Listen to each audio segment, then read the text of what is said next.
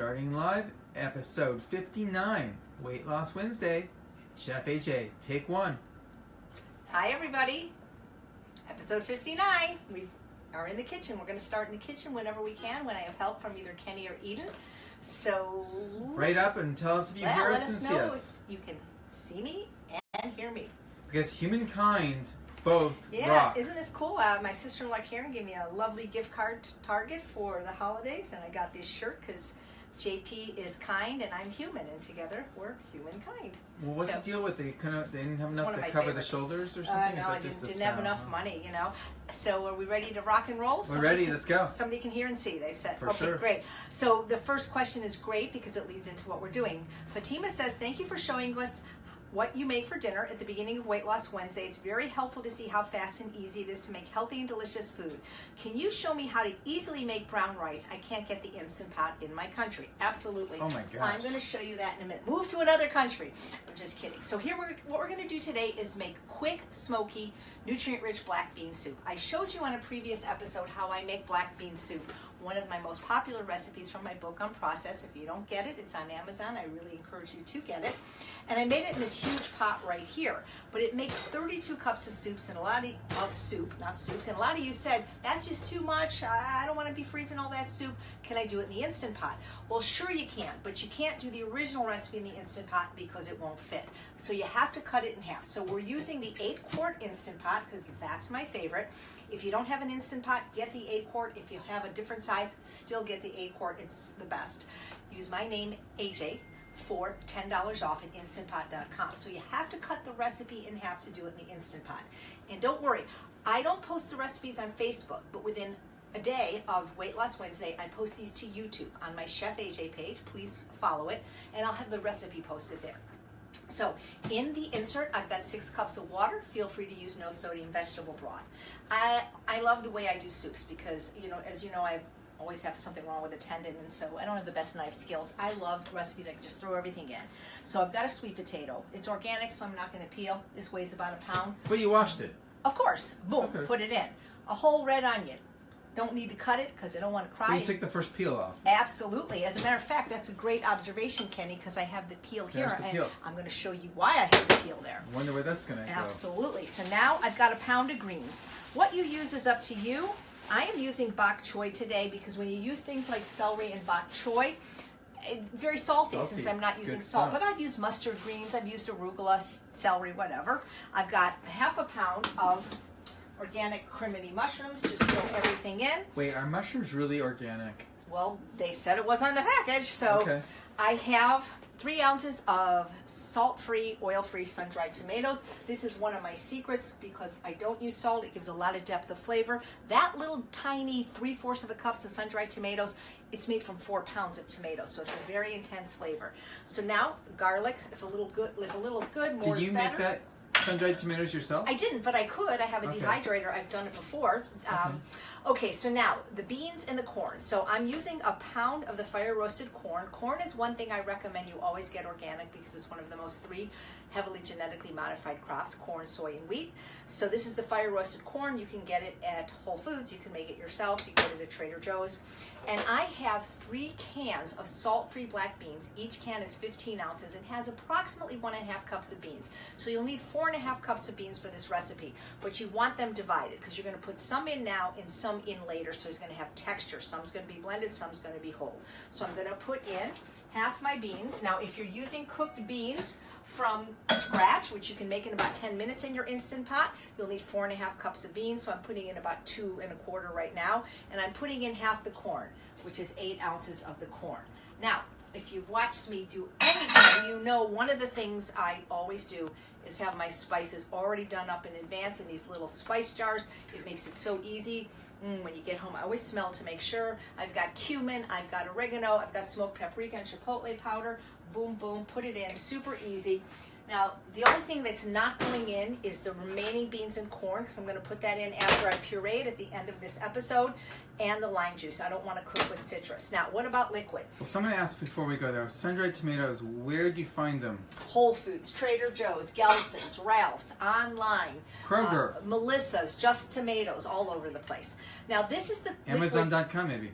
absolutely. Thrive, Vitacost. This is the liquid from the cans of beans. So it's 2 cups. So 3 cans of beans yielded 2 cups of bean liquid with no salt. I'm not going to waste that. There's flavor in that. So I'm putting that in right now. And just going to get a little bit left. If you're using beans from scratch, you're going to have to add 2 cups of water to this. So put everything in. Close the Instant Pot. You always put it at 11 o'clock. And I am just going to use the manual button because I never read the book and don't know what everything means. Probably 6 minutes is enough, but we're doing the show. I'll leave it on 10 minutes. Boom. And this is great because dinner will be ready when I'm done. So Fatima wanted to know how to make rice not using the Instant Pot. Well, what you can do is use a rice cooker. This is $29 at Costco, and I've been using it for years when all my Instant Pots are busy. Now, some people don't like it because of the stainless steel nonstick insert. You can get a replacement insert that's ceramic or just buy a more expensive one that has a ceramic insert. But what's really cool about a rice cooker is it's foolproof.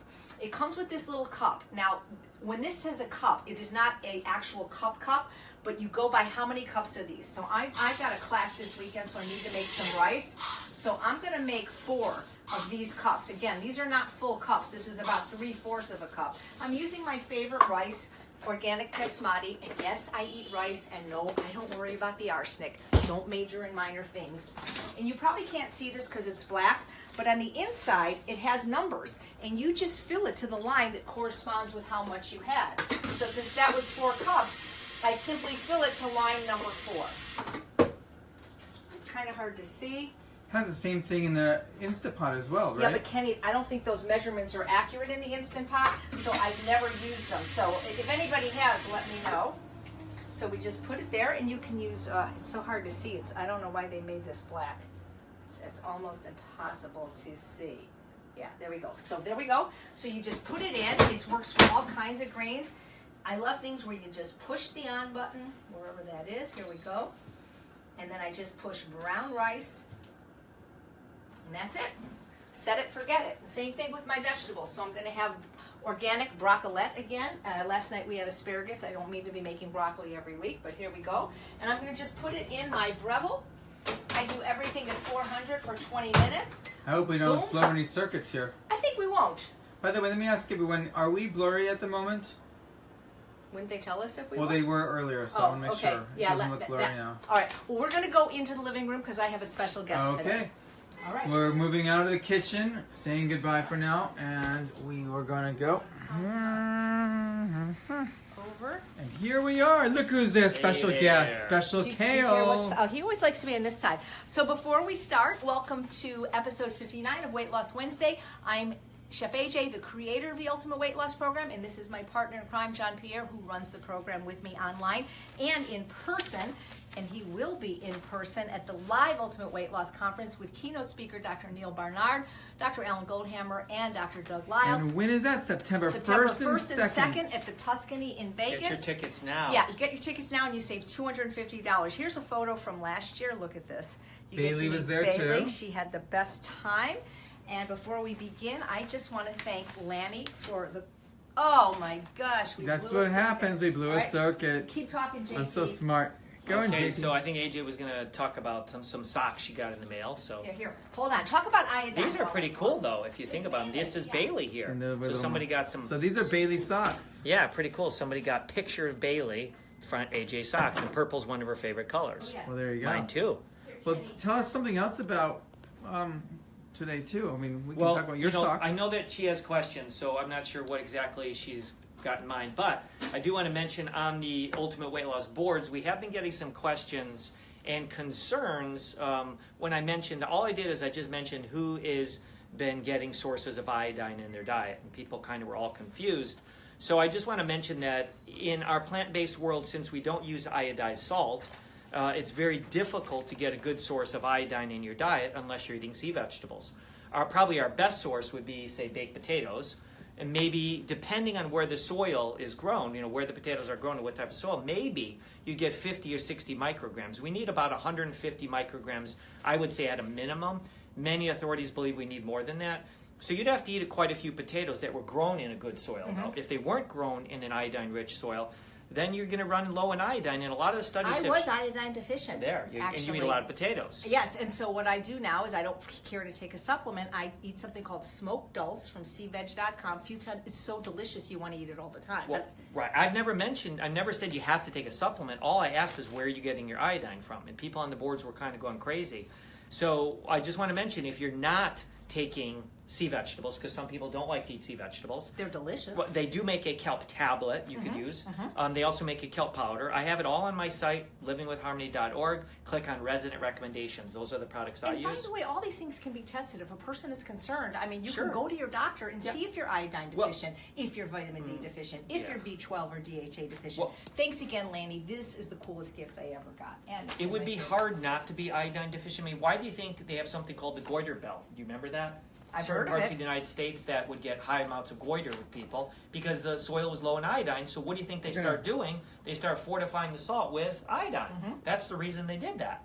So if we're not using iodized salt, the question is, where are you getting your iodine from? Right. And that was So my only in other question. words, even people that eat like Celtic salt or Himalayan, that's not iodized. No, it's not. Well, no, because they have to synthetically Exactly. add iodine. Right. So that's to what it. I'm saying, because a lot of people, even though we don't recommend salt in our program because it's sophos free, there are people that have heard, well, but Himalayan salt is good or Celtic, but that is not iodized. So it's possible for people to even be eating salt to be iodine deficient. Absolutely. That's the yeah. point I was trying to The make. point is, it's so easy just to add some sea vegetables to your life. And If you it's just a sprinkle. You won't even taste it Yeah. if it's in a soup. Tiny, It's yeah. you know, if you don't care for the taste of big chunks. So two Okay. questions you're not going to be able to necessarily help with unless you think you can, but I'll go through them quickly. Just got one from Mark who said, "Could I recommend SOS free cookbooks?" We've talked about this on past episodes. We'll probably talk about it in future episodes. So there's only 3 that I know of. My own book, Unprocessed, and my new book, Secrets to Ultimate Weight Loss. Chef Bravo's book from True North, which is called Bravo, and Kathy Fisher's book, Straight Up Food. Those are the only ones I know. They're truly SOS free. There are other chefs like Kathy Hester who make delicious recipes where you can omit the salt. Janine Elder has a wonderful ebook now. If you use my name, AJ, 20% off, called The Potato Reset with minimal salt, or you can omit it. But as far as if you're talking about actual cookbooks that you hold in your hand, the only 3 I can think of that are truly SOS free are Chef AJ, Kathy Fisher, and Ramses Bravo. Dr. Carrie Saunders and I did make a DVD. Oh, cool. And it's called The Bachelor and the Homemaker, right? Bachelor Meets Homework. And where can they get that? drfood.org. So Nice. drfood.org. And that's SOS free too. Yeah. Yeah, you do a good chickpea recipe on that, I remember. So the first question is from Anna. She goes, "Hello, I really like your Weight Loss Wednesday. I watched every one of them. Thank you. That is no That's small pretty task cool. because that's like 60 hours. Can you show how to make pancakes with blueberries, for example? Sorry for my English. I'm French. Best regards, Anna." Didn't you do that already? No. You didn't make one? You didn't do No, one? well, yes, I did, and I'm going to tell her where to find it. Oh. So, bonjour Anna, enchantée de faire votre connaissance. Quand j'avais 11 ans, j'habitais avec ma tante, elle est suisse, alors j'appris beaucoup de la langue. Mais maintenant, il n'y a pas de personne de... and see, that's about all I know. Good. See, right now, I don't have anybody to practice my French with, so it's not as good. But I knew a little bit, and you'll know what I just said, Anna, and those of you that speak French. But the answer is I've already done that, Anna. If you go to the page you're watching this on right now, the Chef AJ Facebook page, I don't have a personal page, and you click under videos, it is actually called making pancakes. It was with guest chef Peter Hahn from the Salad Master Company. So we actually already have a video on my page. And maybe I can just send you the link to it in case you can't find it. So thank Nice. you. All right. So this question, see, we really do. I don't think there's ever been a question that we haven't answered. No, we'll answer them You know, all. even if we don't particularly, not that we don't like the question, but even if it might be something that's like, hey, wait, what, you know. I so- don't even get the questions. You no, get. I know. Well, they come to Charles, and then I Okay. print them out. And this time, the font is too small. But this is kind of interesting. I wanted to start with it. It's from Mary. "I have always enjoyed watching Weight Loss Wednesday, but this last time I was puzzled. You made pumpkin spice muffins. I felt myself getting excited at the thought of eating those just watching you make them. These clearly do not seem to be left of the red line as you teach us for ultimate weight loss with the flax seeds and dates. Neither you nor JP would eat one when they were done. I just finished reading a post made by someone in the Ultimate Weight Loss program who was so upset because she had made your muffins and ate them all. You say keep your environment clean, but then you tempt us by making these on Weight Loss Wednesday. We are food addicts. Can you please explain what that was about? Thanks, Mary." Yeah. I Well, missed that day. I won't, but I did mention it last time. Remember when I said? Wait, you won't explain what it's about? No, I'll let you explain. But sure. I'm just saying, do you remember last time when you made them? I said, are these left to the red line? And you said no. Right. Well, It was the cranberry muffins that were. So here's the thing. Now the 2 tables. We are not against using judicious amounts of flax seeds and chia seeds for the omega-3 fatty acids. We don't feel that most people, even that are triggered by nuts, are necessarily triggered. I mean, I've heard of like one person, but chia never. I mean, nobody just pounds Even chia. flax. I've heard one person that said it gave them the desire to eat more fat. I mean, that's what they said. But for the most part, people can sprinkle flax on their oatmeal or their salad, not have a problem. Right. So there was 2 tablespoons, but I almost am positive I said you could omit them because they really weren't in there for any special reason. I'd have to review the tape, but I'm pretty sure I said you could omit them. 2 tablespoons is 6 teaspoons divided by 12. That's a half a teaspoon flax per muffin. Completely, you could omit it. And there was dates. There was 24 tablespoons of date paste, 2 tablespoons of date paste per muffin, 50% water. You can omit that. I didn't in last week's episode because I was bringing them to my improv class the next day, and they are standard American diet eaters. But you absolutely can omit the date paste and use either an equivalent amount of extra a banana that's very ripe or applesauce. So you could conceivably make these left of the red line. Also, you would have to omit the raisins. Now, we didn't eat them after the show because number 1, we weren't hungry, and number 2, it's to me, I think of it kind of as a dessert. I'm not going to eat it before dinner. Them, right? I did eat 2 of them. Yeah, I don't eat them all the time. And then I send them to lunch with Charles, and also I keep them in the freezer, and I'm not going to eat like a frozen baked good. It just So you said we could omit the flaxseed? Absolutely, you could omit the flaxseed, you could omit the raisins, and you can. You would just need to the half a cup of date paste. If you omitted that entirely, it wouldn't be as sweet, so you'd need to bump it up by having another ripe banana or maybe a half a cup of apple juice. So that's how you can make it left of the red line. But let's talk about the more important question you ask. Well, there's 2 here. So you say, I tempt you. So my goal is not to tempt you, but you have to understand that we walk a fine line in teaching ultimate weight loss and trying to get as many people to be compliant as possible and to eat any type of health promoting diet as possible. And to feed the kids. Well, exactly. You don't see the amount of emails I get every day or even posts on the board from people whose families are not on board. Oh, yeah. And if I don't give my book Unprocessed has 40 dessert recipes, so I don't need to do any more recipes. And these are great recipes. Sharon McRae transitioned her 3 young children on these recipes. They use dates and cocoa powder and nuts. But if I don't give people that are not food addicts, that are not overweight, something that resembles something like a dessert, they may go out and have Baskin-Robbins ice cream or Cinnabon. So that's the thing there. Krispy Kreme. The Krispy Kreme. I think actually Krispy Kreme might be vegan or at least one flavor. But anyway, so I'm not trying to tempt you. I would never. I don't know. I don't want to say never, but. So this is the problem I run into. People asking for these kind of recipes that are more hyper palatable, and then people complaining when I give them. So that's why if something triggers you, please don't watch it. I think it's a very good experiment, though, for the people to make these, even if they eat the whole thing, because then they know. They don't have to walk around and think longingly, like, can I have them? Can I? Make them. If you can't, you can't. You just have to know who you are and what you are. I don't think most people should have them, though, that are new to the program. Right. Or it's making healthier things for your family, as Mary Cadwell says. Right, but for the families, this is why I make these kind of things. They look like a muffin, they taste like a muffin, and they are a muffin. But if they're food addicts and you're making for the family, it's no different if you're making pumpkin pie or apple pie. Well, you're still going to eat it. Yes, but wouldn't you rather have somebody eat a vegan compliant muffin than eat pumpkin pie? Yeah, but I think we should. Yeah. So again, disclaimer. Right. We should have disclaimers. Disclaimers. You're not going to see that many dessert recipes from me, and in the new book, I don't think there are any unless they have just fruit.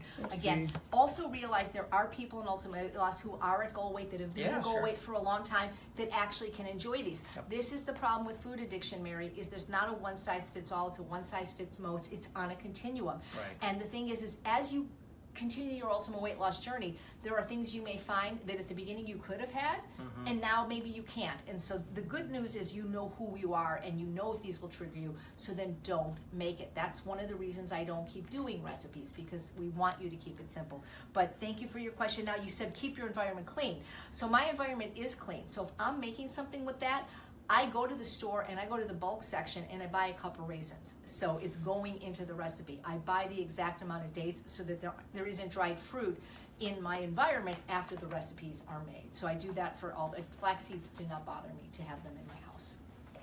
So thank you for your question. Good question. Yes, and absolutely. Glad you answered it too. Yeah, and we answer them all, I think, right? We do. And the best way to submit a question is through my website is at eatunprocessed.com. Sign up for my website while you're there. And if you like this broadcast, share it right now. There's a button. Well, that's a good place. Share. Yep, sharing is caring. Sharing. And I'm very caring because see, I got this shirt just for you and mine. Stacy writes, "Hi Chef AJ, thank you for posting these videos, much appreciated. I was wondering if you could answer my question. I have come from a past of 13 years of binge eating and bulimia. I am now 4 months into a starch-based diet and free from both binge eating and bulimia. Congratulations. However, I have been diagnosed with chronic sinusitis and indoor allergies. I have been told to take antihistamines, but I am worried about the weight gain as they are renowned for it. I finally feel I have things under control in regards to eating, and I'm worried about taking the medication as it might cause weight gain. Do you have any advice about taking medication? What is your opinion? Thank you." A couple things, not even dietary related.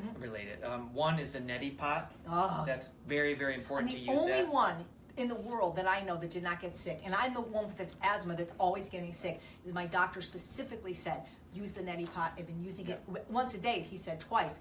And everybody else has cold and flu, but me. Neti pot is It's key. so good. Number two, if you look on my site, livingwithharmony.org, there's a product called AllerX that's phenomenal for allergies, works in about 20 minutes. So just click on resident recommendations. Also, when you've had anorexia or bulimia and different type of eating disorders, you've definitely hurt not only your GI system, but other parts of your body. Remember, a good portion of your immune system is in your GI tract. It's in your gut. So when you mess up the gut, you mess up your immune system. So you have to start rebuilding yourself back up. But yeah, go ahead. All right, so first thing, we're not doctors, so we're never going to tell you not to take medication. However, what I want to say to you is that any medication that you will take, even from whatever you think of the most benign, which a lot of people think is aspirin, which isn't so benign if you're me, because I'm allergic to it. Whenever you get it at the pharmacy, there's like a page probably twice as long as these two pages with all the possible side effects. Just because something is a side effect in one person doesn't mean it's going to be a side effect in you. Now, I don't take medication very often, but when I'm sick, I do. And one of the things I learned in my 20s from my doctor, who's still my doctor today, is not to read that because I'm very suggestible. And he said, take the medication, and then if you don't feel good, tell me, and then we'll read it together. So, I was on antidepressants for years, and that's how actually this whole weight loss journey and getting to True North started. And one of the biggest notorious side effects in these drugs is weight gain. For 4 years, I did not gain any weight on these. So the point is just because side effects can be common in some people, that doesn't mean that everybody gets them. There's also paradoxical side effects where sometimes people have the opposite effect. There are people that take sleeping pills and stay up all night. And so what I'm trying to say is just because you've heard of it causing weight gain doesn't mean it's going to cause weight gain in you. And not every brand of every type of medicine has the same side effect because there's more than one kind of antihistamine. So that's number one. But number two, I would do something about this problem since it is chronic. And what I would do is go to the True North Health Center because people that undergo a medically supervised therapeutic water only fast often have gotten over all kinds of allergies, including food allergies. At the very least, if you will not go on their website, healthpromoting.com, fill out the intake questionnaire and have your free consult with Dr. Goldhammer and find out what your options are. So I would do that at a minimum. And consider having a very affordable, less than $100 consult with a medical doctor at True North. They do them phone and Skype, or finding a plant-based doctor in your area. There's a website, vegdocs.com, where you can find a plant-based doctor, hopefully in your area. But if you can't, I would use one of these resources at True North. I have a doctor here, but I always have consults with my True North doctors for things like that and get their opinion, and that is what I would do. The cleaner your diet, the more likely you are to sometimes get over, I don't say get over because I never got over hypothyroidism with a clean diet or asthma, but there is a possibility that these things can improve. And if you have indoor allergies, I'd like to know what's inside your house. I mean, like are there cats? And nothing wrong with cats. We love cats, but there's certain things that are in your environment that maybe if you really did a sweep of them and used the proper cleaning supplies, if you switched your carpet to laminate floors, for example, there's things that you can do in your environment. We always talk about the environment being the predictor of your success, not just with dieting, that might be able to ameliorate some of these things. But my number one answer anytime there's a medical thing is to see a plant-based medical doctor, preferably at True North, and have your free consult with Goldhammer if you can't get on the next plane to True North, because that's what really would help. If you're worried about gaining weight from a medication, then you need to have a session with Dr. Lyle, because that's, I don't want to say it's an irrational fear, but there's certain medicines like steroids where people get the the moon face, and there's like antipsychotic medicines are known for really, really big weight gain. I've never heard of antihistamines being on the list of people that notoriously gain weight. So if that's a concern, Right. Because you've only been, how many years? 4 months into a starch-based diet after 13 years of an eating disorder, I think it still would be a good idea to have a session with Dr. Lyle. Tonight, by the way, is the 100th episode of his podcast, Beat Your Genes. It will air live on Blog Talk Radio and iTunes at 8:30 p.m. You can ask him questions. Who's that again? Dr. Doug Lyle. Okay. His website is esteemeddynamics.com. $75 for a session, and you can see him speak along with me, JP, Dr. Barnard, and Dr. Goldhammer in Vegas. So thank you so much, Stacey, for your question. Good luck to you. And also in Vegas, we're going to have the biggest winners panels. Oh my God, well, testimonials right there. Yeah. That's worth its weight Make in sure gold. that, I know you might be watching this without really knowing who I am. Make sure you're signed up to be on my mailing list, eatunprocessed.com, because we're going to be sending out the testimonials for last year, and to make sure you have We have a tissue. newbie here who said, is that the person on the Dog Whisperer? Yes, 60 pounds lighter than the Dog Whisperer, yes. And by the way, are my cheeks okay? Because we had some comments last week that I looked like I had been punched. On Wednesdays, I take makeup classes at Sephora because I want to learn how to do my own makeup, so I don't have to pay $500 a day to a makeup artist because they want me to do another episode, another season of my TV show. So today I had them do it. So hopefully I look all right. Okay, great. Any questions there, Kenny, before we get... you want to say quick thing. something? So Sure. just remember, if until you go get a consult, the Allerx works wonderful. One of the best antihistamines is ascorbic acid or vitamin C. If you use it, you might want to get the vitamin C powder. It's the cheapest and it's very efficient. You literally take a pinch of it. Those would be two of my recommendations for sure. But I'll tell you, sinusitis, that neti pot, man. Yeah. Try that neti pot, Absolutely. Okay, great. So... Do you still neti pots on your site, JP? No. No, but they sell them at True North, the one I use, which is the one that's much easier. It's the little squirt bottle. Yeah, it's they're- called Neil MD. Yeah, Neil MD is a great one. Yeah, it's a great Yeah, that's one. a great Yeah, one. it's And so you can get easy. that at the local drugstores. Oh, like every Walgreens drugstore. and- Thrifty, they have it Yeah. everywhere. Yeah, even at... Christine Bummer says your makeup is excellent. Thank you, CB. Thank you. She's a doll. We're good. Yeah, she's a rock star, man. Okay, so when she says, is this appropriate, I'm assuming she means the Ultimate Weight Loss Program. Is this appropriate for someone with candida and also who has a hard time digesting food? I've been a raw vegan for the past 2.5 years, most of which has been higher fruit and no to low fat. I recently tried a no fruit and higher fat, but would be triggered to overeat the fat because of lack of calories from veggies. Recently tried sweet potatoes and steamed veggies, but that seems to be backfiring. However, it could be the protein powder I was using with that. With that in mind, is this program something different than what I've tried? Thanks, Erica. What she was using protein powder with sweet potatoes? I'm not sure. She said in the follow-up email, she said she wasn't using it anymore. It was Sun Warrior. But see, when you say is it different than other than you've tried, I don't know what else you've tried. Yeah. So I think it's different than any other program out there because to me, my knowledge is the only program that's 100% vegan, plant-based, SOS free, actually SOFAS free, sugar, oil, flour, alcohol, salt, that addresses both health and weight loss and fitness and food addiction. And love and compassion. Yeah, absolutely, and gives the kind of unparalleled support. Our job is we're on those boards all day answering your questions. So I think it's probably different than other things you've tried, but I don't know what you've tried. Now I can't address candida because I'm not sure what it is. I'm not sure why she's mentioning sweet potatoes aren't working. I didn't know Well, what what she she meant by said, that. I followed up in an email. She said backfiring. She's having digestive upsets, bloat, things like that. I wonder how much Yeah. sweet potato she's eating. Right. And she tried a different potato. She just tried squash, maybe. Right.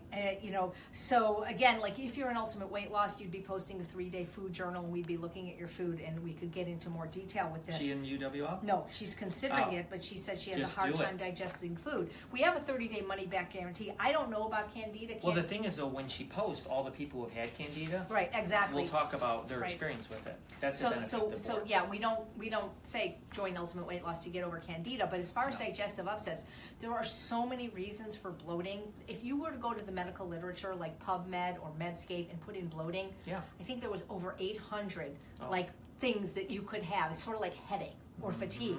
There's there's not one thing. Like if you, I mean, with trigger thumb, that was one thing. Like when I went to the doctor, well, maybe there was two things, but it wasn't like 800 things he had to figure out. So with bloating, and I don't know what your eating was like before, if you had any history of discordant eating with restricting or binging, raw vegan, that there's no starch in that, and that's tough for most people. No starch, no satiety. High fruit, I think it can work for some people, but high fat, I don't think it can work. So I think for you, maybe going to a True North type of diet, which is the same diet at the Ultimate Weight Loss Program, or even going to True North or having your free consult. But if vegetables are what's doing it to you, you can eat vegetables that generally don't cause bloating. I mean, people generally don't bloat from steamed zucchini or pureed squash. And she may need to just cut back a little bit. Yeah, or eat less of it. Yeah, absolutely. So, sorry about that. That's all I've got for you right now. Well, Sarah's here. She just said that so far, JP, she's ordered kelp, vitamin D, B12, Veggie Dome, Beet Boost from your website. So many great products. And your website again is livingwithharmony.org. And if you buy stuff on Amazon, as most of us do, why not go to Amazon Smile and make Living with Harmony your charity that gets the few pennies from your purchases? We don't make a penny. It all goes to the He's trying to open up a animal sanctuary, so a retreat center where we can run. have a live Ultimate Weight Loss, so we won't have to go to Vegas. All right. Well, Vegas and Vegas and Living with Harmony. So that was actually an interesting question. Okay, well, thank you. We should remind everyone, when you send questions, send super details if you can. Yeah, the thing is, send details, but also kind of keep them short, too. Because you look at this one's half a page. But I get what you're saying. Yeah. But, Erica, if we didn't fully answer it, write a follow-up question. We'll be happy to answer it next week. Or if you join Ultimate Weight Loss, we'll answer it as soon as you post it. And try squash, too. Those winter squash is terrific, like the butternut, Hubbard, acorn, kabocha. It's so good for tummy. So good. Yeah. So Carla says she's a new member of the Ultimate Weight Loss Program and is confused about keeping a food journal. Should I, shouldn't I? How to do it? We just had that post today. So I made a post this morning on Ultimate Weight Loss. Art imitates life. I just made a post this morning how many people are keeping a food journal, and it was so funny because so many people wrote, "Are we supposed to?" What's a food journal? Yeah, it's like, yeah, of course you are, and it's one of the main. Well, especially at the beginning. I mean, absolutely. Right, because we have people like Shada 6 years out. Oh no, but that's mastery level. Right, that's a whole nother program. Got it. But at first, it's like anything else. Of course, it's kind of like kids wearing a helmet and wrist guards and elbow guards and a suit. When they're first learning to ride a bike, they're all going to be falling. Right? But eventually you could get rid of some of that. You could still wear a helmet. But the point is the main reason we want you to have a food diary is for honesty. So you can be honest with yourself. You're accountable now. And it also helps you find different clues, because on some days, on Wednesday, let's say, for instance, you feel like $1,000,000 and you don't understand why. You look back at your food diary and you say, oh, what did I have or what didn't I have?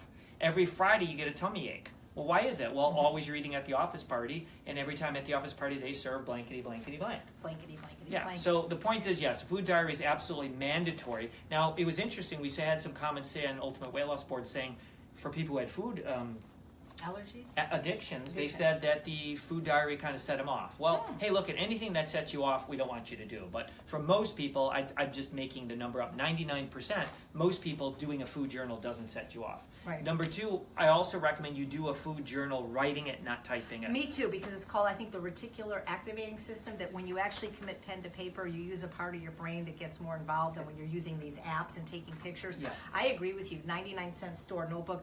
I like to have people keep a food/mood journal. Absolutely. So, especially because so many people in UWL are eating for reasons outside of hunger, probably most of them, and it really helps you understand if and when and why you're medicating with food. You know, we always joke, and it's not a joke because it's true, if you're not hungry enough to eat vegetables, you're probably not hungry. But you can, one of the questions we had last week, which we're going to revisit today because they expressed it in a different format, is how do I know when I'm hungry? How do I know when I'm full? Well, keeping a food journal can really help you do that, because in addition to writing down what you eat, and by the way, this isn't a weighing and measuring program. We don't care if you eat a half a cup of blueberries or 2 cups of blueberries or 3 potatoes or 4 potatoes. We just want to know what you're eating, and you write that down. But what's really nice to also do is to write down your level of hunger or what you think it is, because this is how you're going to learn. So you have your food journal, you wake up, you cook your vegetables, whether you're hungry or not, so they're ready when you eat them. And then you go to eat them and you write down, well, you know, close your eyes, am I truly hungry? What am I hungry for? Okay, well, I could eat. You know, the thing is we could always eat something hyper palatable. That's not the point. But when you're hungry enough for steamed zucchini or whatever, you're probably hungry. We don't want you to wait till your hunger is like a 10 and you're ravenous. But when it starts to get to be about a 5, a 6, maybe 7 or 8 even, you know, write it down and then you eat.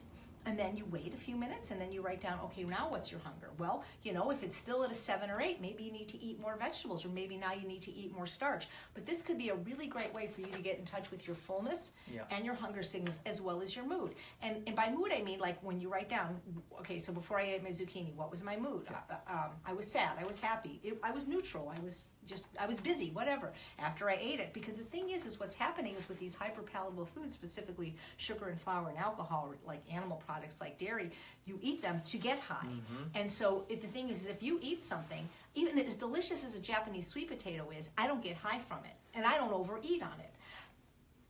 Kenny just went like this. So Beth is asking, how many pieces of fruit a day is okay to eat? Depends. What are your goals? Well, it also depends what type of fruit it is. Yes. When do you eat it? Is she in Absolutely. UWL? Is she in UWL? We do Kathy cover it. Mednick?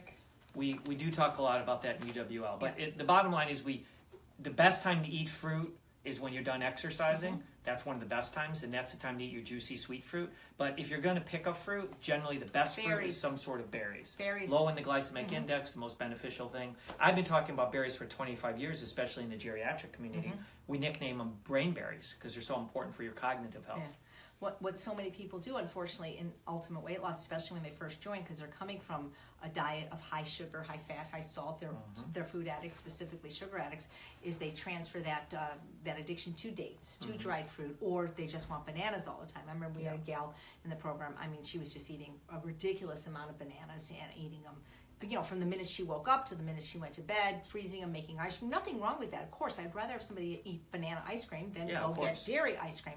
Good, better, best. But the thing is I think of fruit as an accent to my meals or a tasty dessert. I don't think of it as something to eat all day. I've always said from the beginning, start your day in a savory way. If you are a food addict, specifically a sugar addict, oatmeal and fruit is probably the worst thing you can eat for food addiction and weight loss, because you're basically eating sugar and flour, unless you're eating the whole oat groat, possibly with some blueberries. But I agree, but it's great for somebody on the standard American diet. Absolutely, just like the pumpkin raisin muffins are great for somebody on the standard American diet. So the thing is I look at fruit as something that you can use to help you eat vegetables. So example, when I make a salad, I showed you in my 8 Secrets to Superior Salad Satisfaction in one of my videos, I always put fruit in my salad. I'll put grapes cut in half.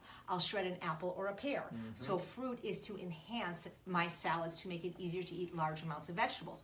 A lot of people like Susie Gerlach and Kristen Bummer put cinnamon and unsweetened pineapple in their steamed kale to get them to eat more kale, to make it more delicious. But I don't recommend people eating fruit by itself. I recommend you eat it either in conjunction with your vegetables, like your salad or your kale type things, or you eat it maybe as a sweet treat at the end of the day. So me personally, I probably eat no more than 2 pieces a day, some days not even 1, if you're talking sweet fruits. But what are my favorite vegetables? Zucchini, eggplant, bell pepper, tomato, cucumber, okra. And you eat a lot of carrots too, those are sweet. Those are sweet, but what I'm saying is I eat zucchini, cucumber, tomato every single day. Yeah. That's fruit. They're fruits. Those are fruits. It has seeds. So you don't worry, you're not going to be fruit deficient if you don't eat bananas. In my salad, I put the last 5 bites of the salad left, I put the fruit in. So it's like dessert at the end. You know, that, nice. What Kenny's saying is an actually smart thing. It's I don't know the word for it, but I get what he's saying. I sort of do that too in a way. Like if I'm eating starch with vegetables, I don't feel like I have to always just eat vegetables and then eat my starch anymore, but I always do that first. I always make sure that the first few bites always in are just vegetables, vegetables, and then I enjoy vegetable and starch, because otherwise I just stop sequencing And that's the other reason about keeping a food journal. It really helps with the sequencing. When people say, oh, well, I'm not satisfied, or, oh, I overate. Yeah. If you really sequence your meals the way they teach you at True North and the way we recommended the Ultimate Weight Loss Program, where you're starting every single meal with a huge raw salad and then a huge serving of steamed greens or a hot soup made from vegetables, not starch, and then eat your starch, it is impossible to overeat. Someone asks, how long does fruit last on the counter before you cook it or process Well, it? we Seems like have it's rotten those forever. veggie domes. Yeah, the remember? veggie domes, I love the veggie we saw domes. in episode 50, we showed you a veggie dome, which keeps it very fresh for a long time under glass so people can see it. There are these green bags made by, I think it's Debbie Meyer, that people use that keep them longer. Nothing lasts here because we eat so much. So I don't know the answer to that. But, you know, frozen fruit, which you can get at Costco organic, is not only every bit as nutritious as fresh, but sometimes even more nutritious because it's picked at its peak of ripeness and flash frozen. So it depends, too, what type of fruit it is. Absolutely. But the veggie domes that are on my site, I like them not so much for fruit, but mainly for vegetables. Because they last 6 days in there. So obviously for you, you'd eat 6 veggie domes I know. a day. All right, but for the average person, they need a veggie super there dome you from go. me. So anyways, for the average person though, it's great, especially if you have kids, because every time you go into your kitchen, you're seeing those vegetables and remind you to eat them. Right, and like you've always said, our environment is a vision board for our life. So Colin Hammond says, banana is not a fruit, it's an herb. You need anything to tell us about that? I didn't know that. Bananas. I'm not a not sure fruit. what the question is. It's not a question. It's a comment. They're saying banana's not a fruit. I thought it was a tropical fruit. Well, I'm not sure what the question is. Is it a fruit or an herb? I always thought it was I a have no fruit. idea. I mean, it's kind of like saying, well, cucumbers, people consider it a vegetable. Right, but it's really technically a fruit. I don't know the. I don't know. We're sorry. Details. We're not botanists, so we will look that up and get back to you. Thank you. All right, so this is kind of long, but like you said, it's important because there's details. Gosh, what's her name? Megan, and she's from Ireland. And thank you for watching us in your other countries. And share this right now if you want us to get a higher number so that we can. We'd like to come to Ireland to lecture too. Oh my God, Megan, can you get us in? I've never been to. Yeah, I want come to to kiss. see some I castles. want to kiss the Blarney Stone. Okay. Oh, that's really cool. Wonder what time it is in Ireland right now. I don't know. Maybe I don't know. You know, there's get your iPhone out and tell us what time it is in Ireland for a prize. Just kidding. All right, this is a long one. It's long, but it's Okay. important because we get Important. so many people, myself included, that come to the Ultimate Weight Loss Program. She's not in it yet, or that are considering it with a lifelong history of discordant eating, anorexia, bulimia, mixed. I myself suffered with these for the first at least 25 years of my life, and I'm good now for 30 years, free from that. So because I didn't know what to eat before until I listened to Dr. McDougall. Well, also kind of how the program got created was because you had all this experience and Right. you tried a lot of different things. Right, and it was the you only found what thing that worked. Thank you. So Megan says, I suffered from severe anorexia as a teenager and ended up out of school and in hospitals for 6 years. I'm sorry about that. I spent about 6 years too, from the age of 19 to 25, in and out of hospitals. And unfortunately, back then, they were mental hospitals because they considered it a mental disease, which I guess it is, but they put me, a 19-year-old, at Hahnemann Hospital in Philadelphia in a locked mental ward with people that were rapists, murderers, and arsonists. That's how they treated anorexia. That's pretty scary. Hopefully they treat it better now. She says, I'm now 22 years old and recovered, but I'm looking to lose 14 pounds. I'm not so sure you're recovered then.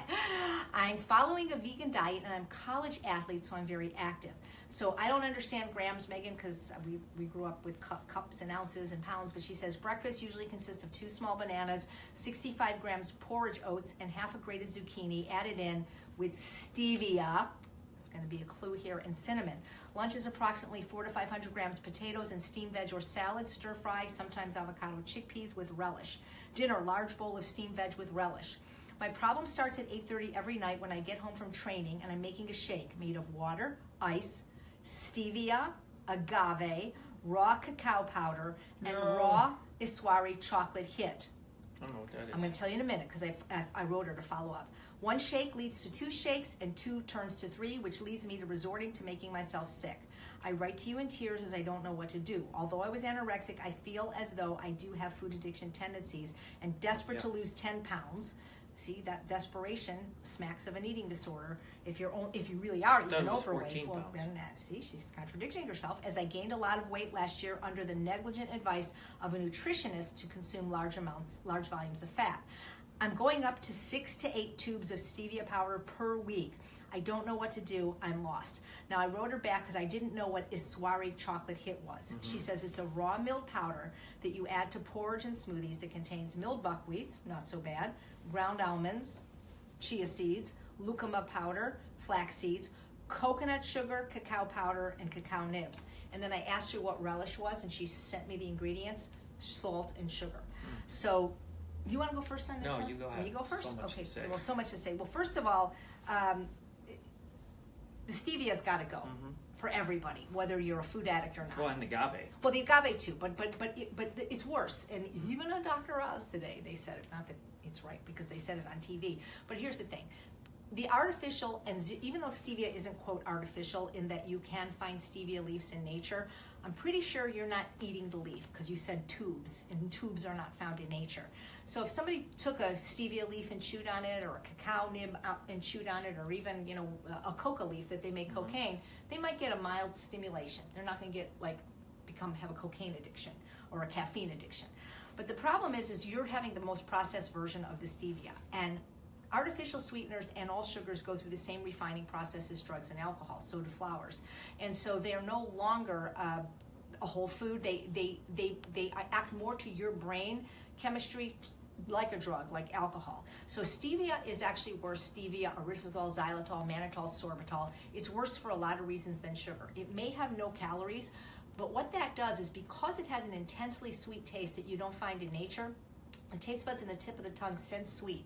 So your brain gets all excited because when sweet is tasting, when your tongue senses sweet, the brain says, good, calories are coming. But guess what? No calories come from these 0-calorie sweeteners. They actually perpetuate food cravings. They perpetuate overeating, and they make you eat more than even if you were just using sugar, which also I don't recommend. Well, they make you eat more sweets, too. Oh, more sweets, too. And we have a girl, well, she doesn't mind me saying, Miss Sweet Potato Michelle, who now is, we saw her in True North, phenomenal body. You wouldn't believe it. She was addicted to stevia when she first came to us. She had this little dropper. She couldn't even drink water without it. So everybody's got to get rid of stevia, erythritols, all those sugar alcohols, especially aspartame or saccharin. Oh gosh, those are the worst. Yeah, and the other problem is, and we had a lot of questions today about people with digestive upsets. Even if you're not a food addict and not overweight, these things are a nightmare for your microbiome, for your gut. So all the artificial sweeteners, you got to say goodbye. Just want to confirm, that's even if you're growing your own stevia? Is that what she's doing? Someone else left Well, me but what are you using it for? Are you using it to eat more kale? See, that's my question is what do you need the sweetener for? Yeah, and the thing is, we're trying to let we're talking strictly about people who have food addictions. If people don't have food addictions, it's a different story. If they're using a drop of stevia so they drink more hibiscus tea or something. But people with food addictions, it's just so sweet. There's no calories. It fools your brain, and then you crave more sugars anyhow. That's the main thing we're talking about right now is food addiction. Yeah. So that goes for any sweetener at all. Obviously, she needs to start alkalizing. So hopefully she could start using a green powder right away because you need to neuroadapt. And once you start getting your palate more alkaline, you won't have that drive for greens as much anymore. And having 3 shakes at night or having 1 shake at night isn't going to be nearly as satisfying as eating whole foods. So sweet potatoes, greens, or beans and things like that. When you're drinking liquid calories, your brain doesn't get the signal, hey, I'm getting full, so you just keep drinking and drinking and drinking, which is great if you're a senior citizen or you're a child. That's the two groups of people that we need to take in lots of calories and lots of nutrients. So I do make them smoothies all the time because their brain gets fooled and they don't realize they're getting all this nutrients and food in. Well, the other thing is also, and by the way, I don't recommend the 0-calorie sweeteners even for people that aren't food addicts, even people that are just overweight. I would argue that almost all people overweight by at least 10 pounds have some degree of food addiction, but I just still don't think it's good for anybody, any of those fake or 0-calorie sweeteners. Well, I think that the thing is, like you said, if they're using some salt to eat 2 pounds of kale, well, then I could see a reason for using something like that. Yeah, but why are they using the stevia? Just to have this chocolate, because chocolate's bitter. And the thing is she's not only not having stevia, she's having stevia with agave. Yeah, I don't understand that. That's it's ridiculous. Well, Agave, by the way, is higher in fructose than high fructose corn syrup. It's metabolized in the liver, so it's actually worse than sugar. You could say it's low glycemic, but that means nothing. I mean, Haagen-Dazs ice cream is low glycemic. It's lower in glycemic than a carrot. Right. So there's and again, we don't recommend chocolate for people that are addicts. We don't recommend the caffeine. We don't recommend the chocolate. So you're basically, in this shake, you're consuming all these different drugs: cocoa powder, coconut sugar, cacao nibs. So right there, and you're putting stevia in it. So you're having like a speedball of drugs. Yeah, exactly. Also, even though I never learned the metric system, it sounds to me like she's under eating 65 grams. If I remember correctly, the soup's ready. I think 454 grams is a pound.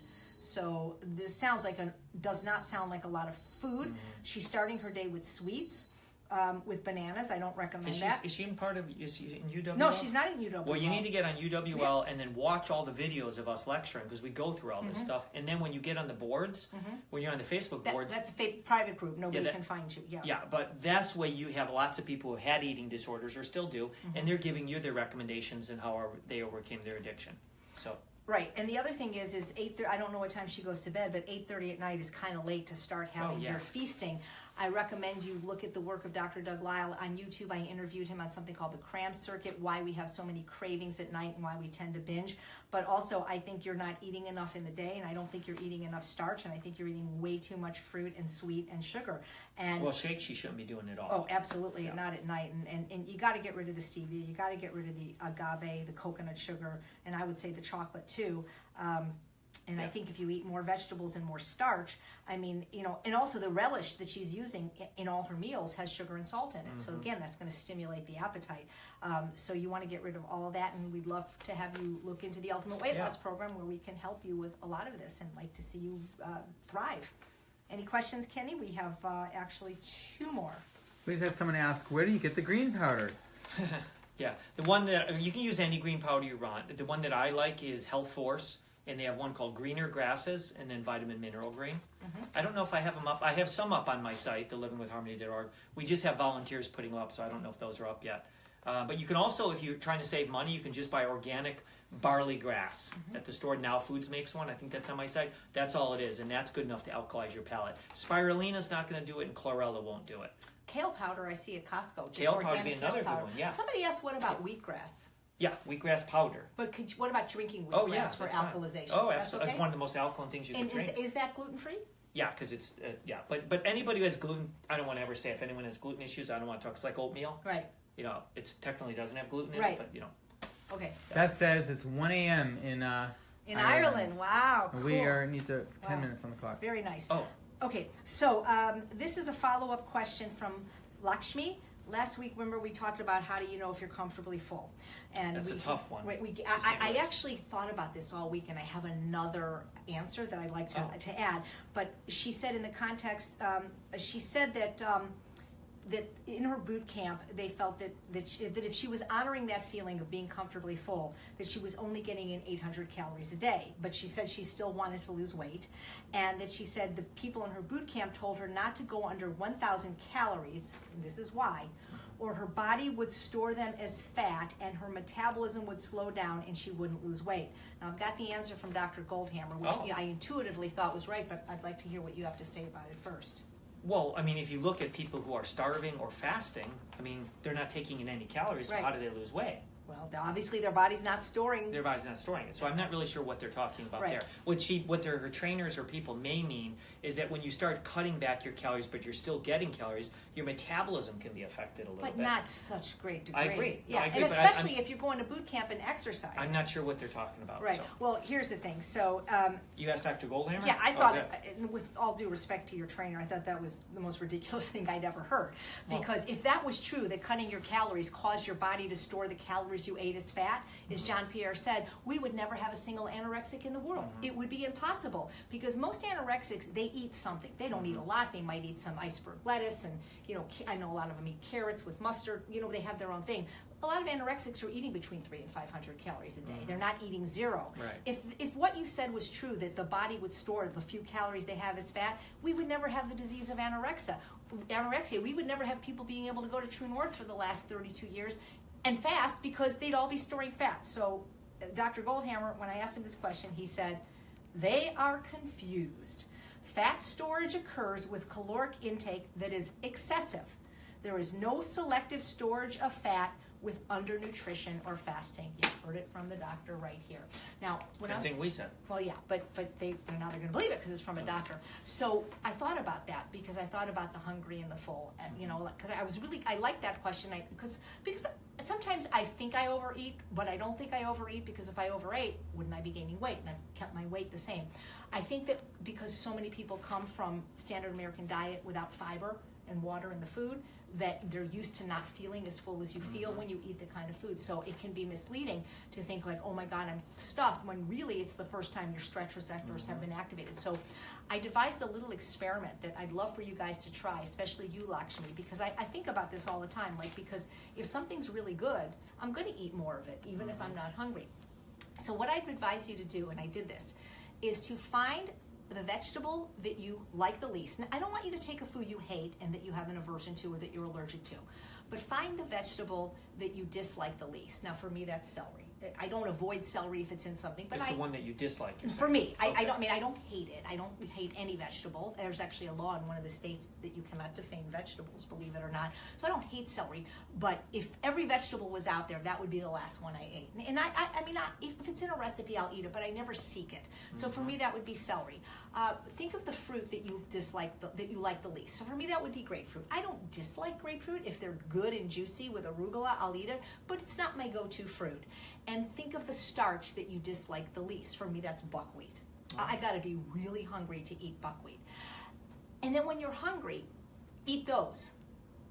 And then you'll know when you're full. Because food that you really aren't excited about, you're not gonna overeat on. That's an interesting little test you got. It is. And the thing is I think that she is still eating salt. At least I think she told me she was. And when you're eating salt, even in a small amount, it fools the brain satiety mechanism and it can cause you to overeat. So I would go strictly SOFAs free for at least a week and then do this little test on the vegetable, the starch, and the fruit that you like the least and see if you can really get in touch with your satiety signals, because you're not going to overeat on something that you really don't like. Good. Yeah, Kenny, we got one We have a more question for JP again. And let me just check this out here. We got one more question, then we're going to go in the kitchen and finish the soup. Okay, and the question is from Mary. Where'd it go? Well, it's coming. There it is. Mary Cullen. Her dad's 85 years old and has almost no appetite now. His doctor says it's okay given his activity level low, but he's dropped a lot of weight. What do you recommend as your geriatric specialist Smoothies. There? Bailey. Smoothies. With avocado. Yeah, well, and almond butter. Yeah, as many, whatever you can, because every gulp that your dad takes is a massive amount of nutrients and calories, where he's not going to sit and be able to eat all that. So that's why smoothies or blended soups are so ideal. Well, there you go. Perfect. Look From the geriatric specialist, we are moving out to. Going to your Look other- at this. Look at There's the dog and there's the socks. Look at that. Okay, so last question. I saved the best Oh. for last. Brooke asks, how do you feel about a mono diet where you eat just one food, like potatoes or bananas? Oh my gosh. Well, I'll let you talk about Okay, that. so the first question I would ask is, why are you doing it?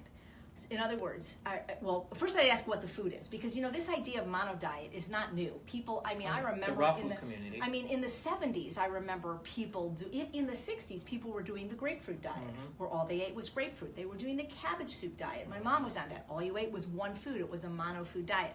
So this idea of just eating one food for a week or a month or a year, this isn't new. This has been around forever, and there's really no evidence, and I really did search the scientific literature to see if it really works long term, for health and or weight loss. Well, So that definitely can't work for health. No, it can't. But for weight loss, yeah, that's- it can't, but well, anything can work for weight Yeah. loss. You're limiting variety right there, it's going to work. So the first question I'd ask you, Brooke, is what is the food? Because if the food you're eating, it's going to make a difference, because the food you're eating is Snickers bar, my answer probably is going to be different than if the food is sweet potatoes. So number one, what is the food you're eating? Is it truly a mono diet, or are you accessorizing it with condiments? Yeah, and, sauces. Yeah, and why are you doing it? Are you doing it for health as an elimination diet? Are you doing it for weight loss? So that's going to make a difference. So I think that when somebody relapses, if they want to do what we call in Ultimate Weight Loss a fruit and veggie day, which is what they use at True North for people that cannot fast or do a juice fast, they do what they call a not a restricted fast, they do a modified fast. And I've done this, where you just eat raw fruits raw vegetables and steamed vegetables, no sauces or anything. If you're doing it to reset from a relapse for a day or so, that I'm going to put you down, honey, because you, even at 14 pounds, you get heavy.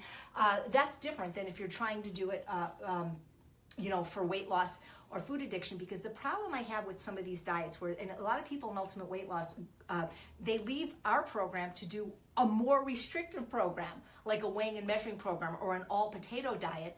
And it's like, I am just not a fan of any dietary style that has you eliminate vegetables for any length of time, because I don't see how it's going to help you to just eat potatoes. Because if you ate potatoes and vegetables, you would have to lose more weight just based on calorie density. You would have to gain more health. And people say, oh, well, then it'll help me like vegetables when I'm done. No, it won't. Watch Pam Popper's video about kids will like vegetables. What will help you like vegetables is eating vegetables. It takes 15 times at least, minimum, of exposure to a new food for you to begin to like it. Well, and being hungry. Absolutely. And also having knowledge of why you're eating vegetables. Right. The biggest problem I have with these mono diets, well, first of all, I think like the all banana diet is crazy. People have constipated. Dr. Furman has reported people with dental and mental problems from these very high fruit diets. But the problem I basically have with the all potato diet is that most people are not just eating potatoes. They're accessorizing. They're using condiments with sugar, with salt. And so if your idea is to neuroadapt, neurological adaptation, so that you can actually prefer the taste of whole natural food. By the way, they don't fast people at True North to lose weight. Weight loss happens when they fast, but they do fast people with food addictions and that are overweight to help them neuroadapt quicker, to appreciate and enjoy the taste of whole natural food. But if you're using condiments like ketchup and barbecue sauce and mustard, and especially these cheese sauces with cupfuls of nutritional yeast and raw coconut aminos, to me that's not a mono diet. So again, it would depend on the food, how it's done, but I don't understand, if you have tried Ultimate Weight Loss as designed, why you would need another program that would work better. Because if you're really trying to reset your taste buds, if that's really what you're trying to do, you go to True North and fast. That's what you do, because it's the withdrawal of the fat, the sugar, the oil, the salt that's going to help you neuroadapt. So if you're doing a mono diet with ketchup and mustard and barbecue sauce and cheese sauce, I mean, why not just eat some vegetables? I don't understand that, because, when I went to Dr. Barnard's conference, you talked about blueberries being brain berries. Well, what they're saying now is vegetables are even more linked to brain health. So why you would take the food that is the most nutritious, that is the lowest in calorie density, between 67 and 125 calories a pound out for any length of time, thinking you're going to have more magical weight loss or recovery from food addiction, to me is just, there's no science to document that. Right. And what works about mono diets, though, is that it takes away decision making. They don't have decision fatigue, because if you're only eating is bananas, you come home and you don't have to think about what's for dinner, because it's just bananas. But you can take the decision fatigue and out of the equation with UWL2. We always recommend simple meals with a couple of things. Now, mono diet, if somebody was doing it, say, for allergy testing, then and this again why a food journal is really helpful too. Another reason for a food journal. If somebody wanted to do something like Mary's Mini on the McDougall website, or the elimination diet on McDougall's website, because they were having bloating, because they were having rashes, and they wanted to do like that diet, which is picking two foods like sweet potatoes and broccoli, not just sweet potatoes like Dr. McDougall says you can live on, or I'm absolutely fine with that. One of the elimination diets of all diets, or the mono diets of all diets, was Dr. Walter Kempner, who reversed diabetes with just feeding people white rice. So again, Brooke, it depends what the food is, how long you're doing it, why are you doing it. But if you're adding condiments, you're not on a mono diet, try the Ultimate Weight Loss Program. If you do it as designed, it will work. It never hasn't. So go ahead. No, that you answered everything. It's perfect. Thank you. Well, absolutely. But I'm going to be going in the kitchen with Kenny, but why don't you just say something to say goodbye, and then I'll finish off in the kitchen. Yes. So if you could just remember, I think if you like what we do and you're enjoying the hour here, please join Ultimate Weight Loss, for sure. Thank you. And then also think about coming to Las Vegas to see us in person, and of course the legendary Dr. Neil Barnard. Save $250 if you register by January 31st. Yes. And share this. Share the broadcast now. Yeah. Sign up to be on my email list, eatunprocessed.com, and you can ask questions there, and my YouTube page, Chef AJ, and I'm going to go finish the soup now. Yes. All right. If you'll follow me into the kitchen. Okay, yes, we're moving in the kitchen. Let's go. Will you take this?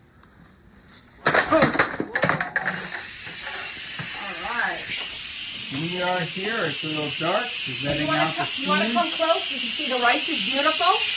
Fatima, so get it good. So that's the beautiful brown rice. to show you how fluffy. It's perfect rice. Look at that every time. Smells wonderful. It smells delicious. Okay, we're coming up. I'm going to unplug this. We're coming in. Bring it over here. Yep. Bring it right over here. All right. So I'm releasing the, oh, I forgot to tell them, the reason I was saving the peel to the onion is because I put this in a Ziploc bag, and when I have a gallon of vegetable scraps, I make broth in my Instant Pot. I showed you how to do it on one of my previous webinars. So I am releasing the pressure on the Instant Pot, and then what I'm going to do is I'm going to put in 4 tablespoons of lime juice. If you use fresh, I'm using bottled organic. If you use fresh, make sure you use the zest. Anytime you use sour, you can enhance that you think it's more salty because the taste buds for sour sit right next to the taste buds for salt. So this is just going to take a few moments to release. These spice jars are great, guys. Research shows that we don't eat 30 different breakfasts, lunches, and dinners. We repeat our family's favorites. It'll save you so much time. Every time I have spices, when they're done, I wash them in the dishwasher. The label comes off. Make sure you label them with tape. These are also 69 cents at Bed Bath & Beyond. So it's just taking a little bit of time for the pressure to release. You know, if you're doing this in a 6-quart Instant Pot, what you might want to do, don't try this at home, I'm just wanting it to release quicker, is use a bag of frozen spinach or kale as your greens, because it'll be less voluminous than using fresh greens. So, sorry that it's taking so long. I should have come in sooner. Come on. Well, that's good. This shows you how safe the Instant Pot is, because no matter what I do, if it's not ready to release, it won't release. And really, this is all you need to eat healthy, an Instant Pot. And if you want to have some fun with your vegetables and potatoes, an air fryer. But really, you can just have an Instant Pot. Come on. Oh my God. Any questions while I'm waiting for the pressure to release? They say the tips are super. You look amazing. Well, thank you. You guys are so nice. That's BJ in the cold part of town. All right, let's get going. So if you guys aren't considering joining UWL or coming to Vegas, tell us what your Well, Sherry Stewart says it's the best money she's ever spent. Thank you, Sherry. Oh, Sherry wanted to see my tattoo. Hold on. Well, here it is. Well, we're gonna go see her butt. There it is. Is that it? Can you see it? Yep. That's Scooby. Okay, That's Scooby. There we go. All right. Oh, boy. Okay, there we go, guys. Now, The lid is off. so you want to come a little closer. I'm going to put in my lime juice, and you can see that this wonderful That's immersion pretty soup. blender is just going to make short work. Remember that whole onion I put in, guys? Oops, where's my button? That is just going to take the onion and the sweet potato, and we're just going to blend. Look at that. This is and you can see how it really reduced in volume. Look at that onion. It's no match for me now. This is such a good recipe, and it's smoky, it's nutrient rich. This is one of the best soups to freeze. Sometimes when I freeze things like red lentil chili, it gets somewhat of a glucky texture when I'm done, but this always freezes really well. And we're going to enjoy this tonight over the Tex-Monty rice, but it's also delicious over a baked russet or a baked Yukon Gold potato. Look Someone at that. says, how do I save my leftover soup? Glass jars, particular types, so they don't burst. Well, Defrosting, I would like. Oh, I'm gonna. to Oh, okay. That is a great. Hey, JP, would you mind blending this while I answer this lady's question? If you can keep doing this, that is a brilliant question, and I can show you what I need. JP, just blend this a little bit, keeping it down. I love the immersion blender. That's nice. These Instant Pots are, you can't live without them, I tell you.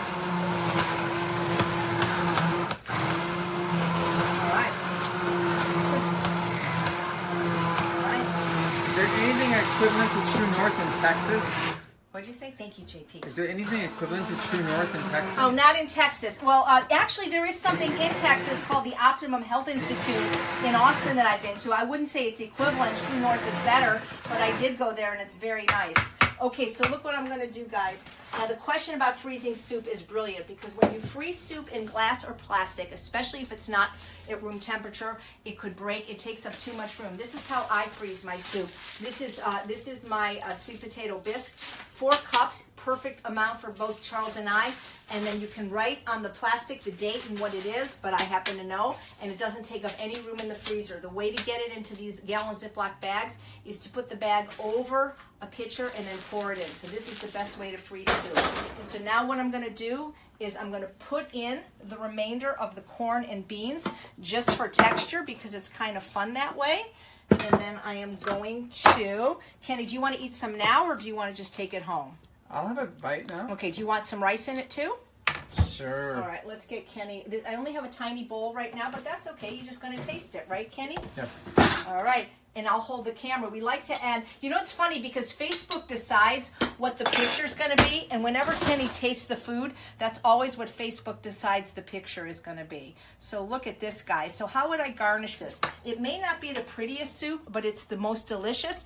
I would garnish this with a few chopped scallions, and if you eat higher fat foods, maybe a few pepitas or maybe some cilantro or even pico de gallo. So now we're going to end because everybody loves Kenny. There he is. Boy, Let me I get you. to eat. See, I get paid. So, I do get paid. Yeah, that's how we pay them. And so, guys, look how cute Kenny is. This is one of the main reasons to come to Vegas. Sherry says soup looks great since we're freezing in Really Texas. good. It's 80 here. Hi, Elizabeth. I'm going to see you on March 4th. By the way, I have a class hot. March 4th. Sunday sold out. So, guys, thanks so much for watching another episode of Weight Loss Wednesday, episode 59. I'm Chef AJ, and along with John Pierre and Kenny and Eden, who will be back next week, we all believe you can have the health and the body you so richly deserve. Kenny, Sharon McCrae sent us a heart to you, so thanks, guys, and please share this Happy broadcast. birthday to her kids. Oh, yeah, tomorrow, her twins. Mary Caldwell says yay, and Beth Schmidt loves Kenny. So if you love him, then marry him. Okay, guys, take care. See you next week. Okay.